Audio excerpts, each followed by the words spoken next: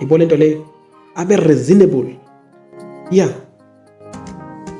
Ngicabanga ukuthi kena that is clear. Sesiza ku point number 3 under disciplinary action. Ngoba siqale ngo graduated approach, sanction. Okwesithathu ke is notification of decision. Notification of decision. Ngiyaxolisa ngomsindo lo oku background. Imoto estradini, I'm very sorry. Now, notification of decision.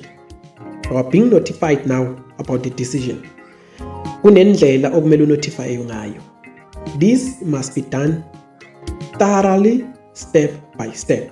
Okay, this is what the document says about the way it should be delivered. The employee should be informed of the decision taken and preferably given written notification of that decision.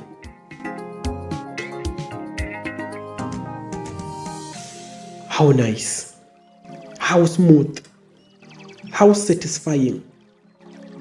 Uma kungukuthi kena ngiyaxoshwa after this smooth process, yini into engizoyikhalela?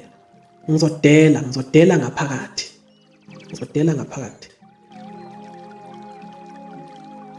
Yeah. Okay. This is what it's saying.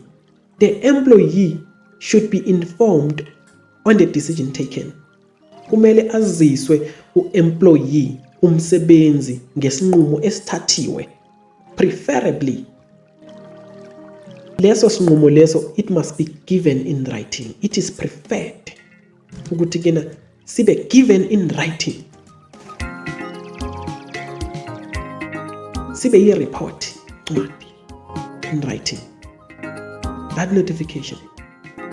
Lokho kulekelela ngani ukuthi kena yazi umqondo usebenza ngenye indlela.